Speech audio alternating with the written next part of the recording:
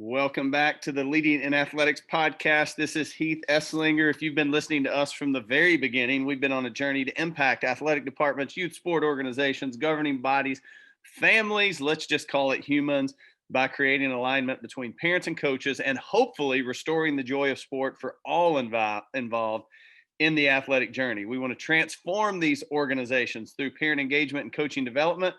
We would love for you, our listeners out there, to help us reach this ambitious goal. If you'd like to learn more, check us out on social media or go to our website, abetterwayathletics.com. Again, that's www.abetterwayathletics.com. Well, today's topic is going to be a sensitive one because I know there are going to be a lot of people out there that say he's talking to me. It's almost like when you go to church and you're sitting there and you're like, man, this dude's talking about me all day today. Probably because he is, but the good news is it's not just you. It's many of us that he's talking to. And so today, if this makes you a little uncomfortable or you have a little bit of pushback, I'm okay with that. I'm not here to tell you how to parent. I'm not here to say that I have it all figured out. I can assure you, if you were to visit my household, you would recognize very quickly I don't have it all figured out.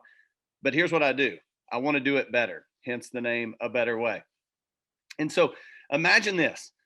Who would have ever thought that pictures of our children would move from our bookshelves, nightstands, and billfolds to pasted all over the World Wide Web?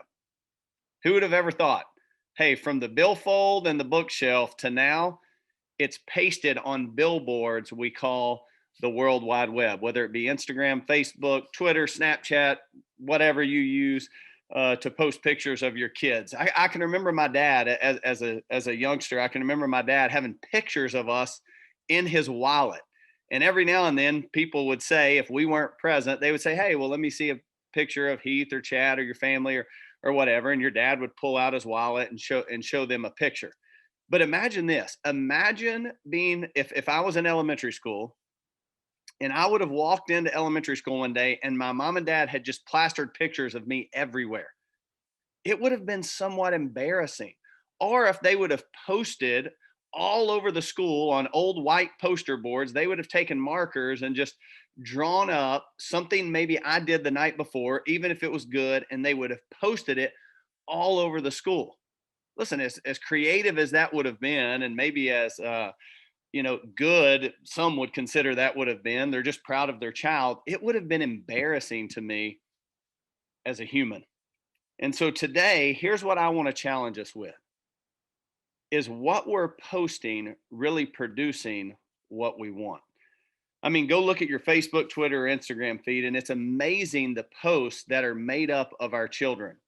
Now, at first glance, here's the reality. It just seems like proud parents and successful kids. So, hey, what's the danger? But could our posting of all these accolades and all these performances and all these outcomes, could our posting be creating more pressure on a society of kids that are growing up in a comparative world? And so here's what I want to look at today. Is it really beneficial for us to be posting? And if it's not beneficial, or maybe it's just neutral, then why are we so compelled to do it? And I want to challenge myself and everyone out there listening or watching this today that you are not unique. There's nothing wrong. I get it. I have the urge to, and I have the tendency. But why are we so compelled to do it? Is it really about sharing it or whatever? Or is it really maybe about just validating who we are and what we're doing? And so, again, not saying anything's wrong. I'm not saying anything's right. Here's what I simply want to do. I want to challenge the status quo. So as a family, our family, we've made a very strong commitment to not post our kids' accomplishments. All right. Just a strong commitment to not post their accomplishments. We post family photos. We'll do some things like that.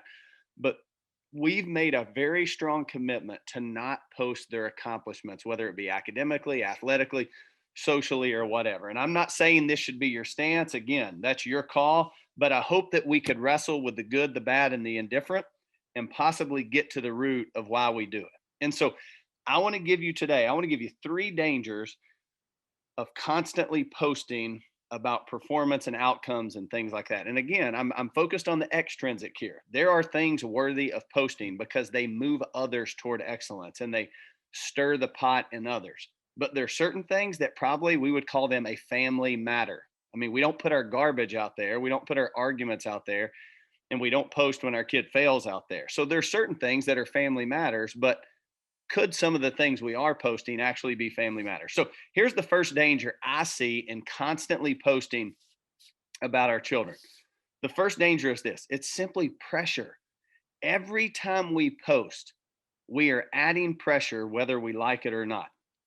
It's telling them in a subtle way that this is the standard that's expected. Now, some of you out there, because you think you're a diehard and you're the greatest competitor to ever walk the earth, you're going to say, well, that shouldn't that be what's expected? Absolutely. We want excellence to be the standard that's expected. But you don't create that standard by just showing your child's highlights. All right? Take a picture of their room right now. If you're at home, go to the room, take a picture of it. Is that excellent? And again, if you were to go upstairs at my house, it wouldn't be excellent. So it probably is expected, that level of achievement and excellence, but posting it for the world to see is not the way to cultivate it. I honestly believe that it does more harm than good. Every bit of research that's ever been done says this: where fear and anxiety increase, performance decreases. Our goal as a parent, our kids feel enough pressure, especially when it comes to outcomes. They probably don't feel enough pressure when it comes to like character traits and attributes that actually last. But when it comes to performance and outcomes, whether it be grades, athletics, whatever, I mean, the amount of kids stressed out over the ACT at 14 years old is amazing. I tell people all the time, when I was 14 or 15 years old, ACT to me was the mouthwash act. I had no idea there was a standardized test that people were going to expect me to take in order to go to college as a freshman in high school. Had no idea what it was. Nowadays, there's this performance, and we will even post about those performances, how our kids do in the classroom. And so, our goal as parents is to release the pressure release valve in those areas so that they can actually grow and become the person they need to become, not create more pressure. All right. Here's what it also does: it doesn't just create more pressure for your kid, it creates more pressure for us because we're always trying to one up ourselves and other people. And so, listen, what's the first danger of posting? Pressure. It just adds more pressure to the family. If you start posting about letters you're getting as a sophomore to Division 1 schools, and then all of a sudden your kid's a Division 2 or Division 3 or an NAIA or whatever athlete, which is totally awesome, well, then there's almost this letdown. And so, again, if it's a family matter, let it be a family matter. Here's the second thing: first danger of posting, pressure. Second danger, arrogance. It just seems arrogant. I know you're sitting there and you're going, he's talking. I'm not. This is us, everyone. We're all wrestling with these issues. But just think, do we post their mistakes? Because if we really just want people to know about our family, then we'll post it all. But we don't, because the social media world is very fake. It's fake for the Esslingers. It's probably fake for your family. But we don't post their mistakes, their terrible plays, and when they get schooled by somebody else. And what we do is we take their few best moments in an entire event and we show the world. All right. Few best moments, and we post it out there for the entire world to see. Here's what I can tell you: I can always find a highlight, but I could probably also find a heartache. And one of the things you have to consider, all right, if we're trying to teach our kids put others before yourself, which maybe we're not, maybe we're saying let's just make much of you. But if we're really talking about, I mean, I see all the time, like, we'll post something and it's our kid schooling another kid. Well, do we post when our kid gets schooled? So really what we're saying is, hey, watch my child school your child. Many times we actually know these people that we're schooling. And so to me, it's simply a little bit arrogant. No one's a bad person. Okay. Don't translate this into, well, he thinks I'm a bad human. No, I just think it can come across as arrogance when we're constantly posting about our child's highlights or even our own highlights. And so I love what Craig Rochelle says. He says this: people are impressed with our strengths, but connect with our weaknesses. I'm not saying you shouldn't be proud of your child, but we don't have to fight that urge. We're going to naturally be proud of our children. My challenge for myself and others is to simply not be prideful and arrogant. There's a big difference in being proud of our children and being prideful and arrogant. And if everything we do centers around putting our child on the pedestal, man, we just have to be careful and ask ourselves, what's our motive here? All right, what's our motive here? Is it pride, or am I really just proud? And we got to balance that out. We got to ask ourselves the tough questions. There's way too much arrogance and pride circulating in our culture today. I can remember just a few weeks ago, my daughter went and passed the permit test. And man, I was proud. I mean, it's actually a hard test. She was reading me some of the questions I wouldn't have passed back then. I mean, when I took the permit test, I feel like it was, a picture of a red sign that said stop. And they were like, what does this sign mean? It was pretty easy, stop. And I can remember like thinking, oh, I should take a picture and whatever, do whatever. But then I stopped and said, just be proud. Just be proud of her, man. Tell her how proud you are of her, and how much you appreciate her studying. And, they don't need to see their picture. They don't need to see their picture on social media to hear your heart. Our children do not need to see their picture on social media to hear our heart that we're proud of them. I can promise you they would much rather hear you and see you look them in the eye and say, I'm so grateful for who you are and what you represent, not just the plays we post on social media. And so the first danger is pressure. The second danger is arrogance. And the third danger, and I see this, I see it in my community. I'm sure you see it in your community too. I actually think it creates division. Yep, division. Our constant parading of our children, I think, has led to less of a team mentality in the sports world today. When we constantly parade our kids and promote them, I think it leads to less of a team mentality in the sports world, because here's what it does: it creates friction and jealousy among families. Listen, if one of our friends, and I mean, I would say name or whatever, it doesn't matter. I talk about these things frequently.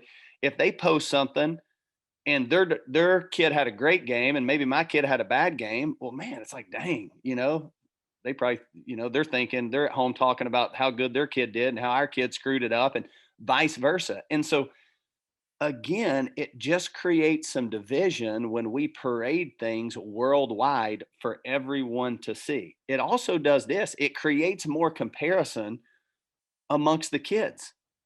It creates more comparison amongst the kids because what we're posting is also what we're probably talking about.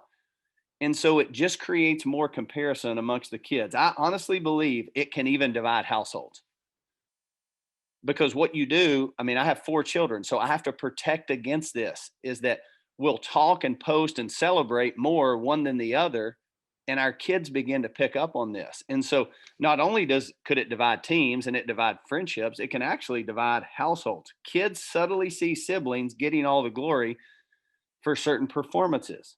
I know it's not intentional, but it doesn't have to be intentional for it to be detrimental.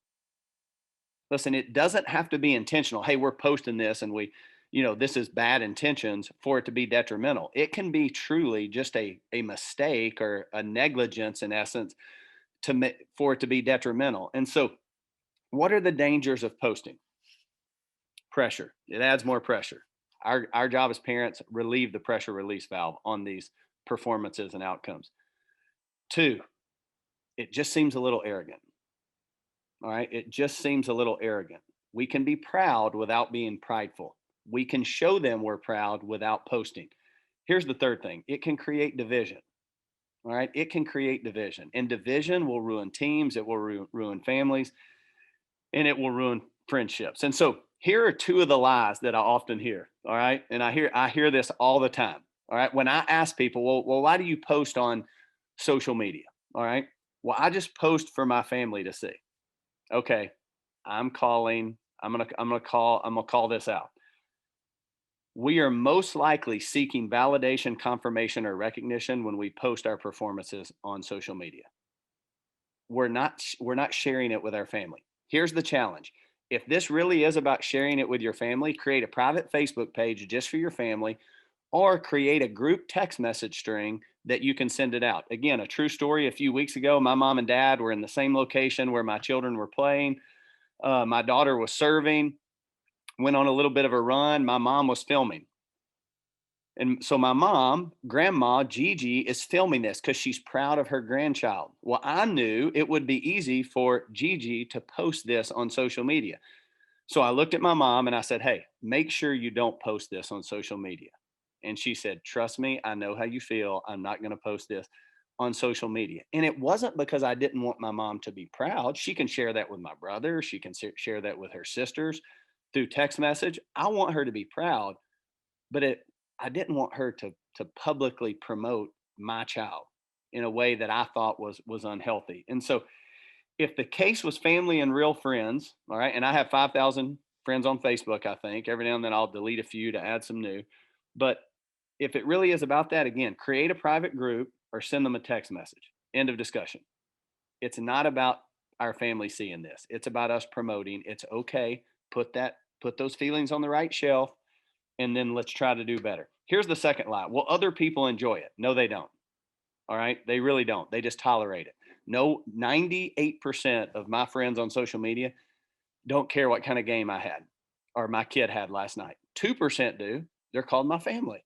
And so I can send those performances and those updates to my family. Very rarely do I have people on social media shoot me messages and say, "Hey, man, how's your kids doing in their game today?" Now, here's what I will get. I will get my mom or my dad or my brother or, my father-in-law or my mother-in-law send me a message and say, "Hey, how are the girls doing?" Or how's your son doing?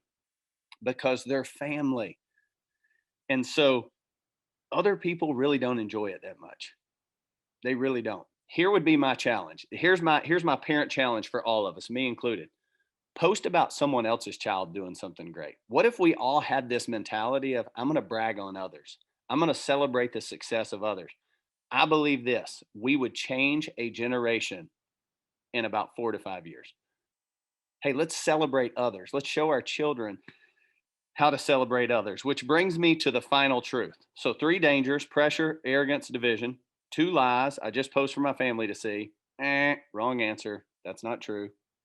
It can be one of the reasons, but it's not the only reason because there's ways to do that. And then 2, we really convince ourselves that other people enjoy seeing all of our highlight reels. No, they don't. They just tolerate it. And so here's the truth. Let someone else praise you. Let someone else praise you. My high school coaches used to tell me, Steve Logsdon and Turner Jackson, shout out to 2 guys that had a huge influence on my life. When your horn needs to be tooted, someone will do it for you. That's what they used to say. Hey, when you need to be bragged on, someone will brag on you for you. And so don't go around bragging on yourself. All right. Don't go around bragging on yourself. Challenge, brag on someone else. Take some time, put another person on the pedestal that we normally would place our child or ourselves and brag on them. Are we teaching our kids by this transition from the Billfold bookshelf to the billboard? All right. From personal to the platform. As we've moved this way, are we teaching our kids an attitude that says it's all about them? Or are we teaching them that they are simply a part of a much bigger story? If we want our kids to be selfless, we have to be intentional with our own behavior. If we want our kids to be selfless, we have to be intentional with our own behavior. Again, please, please hear me. I am not mad at, I am not, I don't get frustrated with anyone.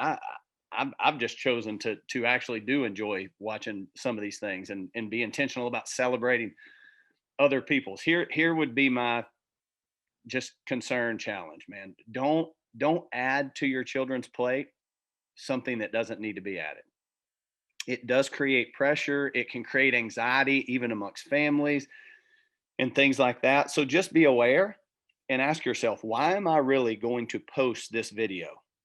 What's the purpose of it?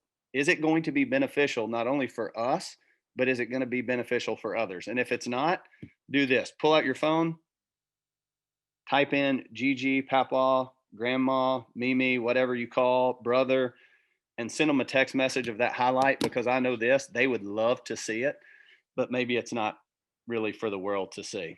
People will sometimes ask me, when do you think the whole sports world went downhill? 1976, when ESPN began with Sports Center, because the sports world became all about the highlight. And so for families, for parents, my challenge is always this: don't make it about the highlight, make it about the journey. There's things to cultivate in the highlight. Absolutely. They're so fun. There's also things to cultivate in the heartache. And so let's make sure we're being realistic about what our expectations are for our children and ultimately for ourselves. So thanks so much for listening today to today's podcast brought to you by Better Way Athletics. We hope you were challenged and encouraged. If you found value in today's episode, share it with a friend. This is a hot topic. Share this with a friend. Please give us a rating and a review. We'd love to hear your feedback. Also, make sure you hit the subscribe button so you get notified each week when we release a new episode. Until then, keep making a difference, and let's be a part of restoring the joy of sport for coaches, parents, and athletes.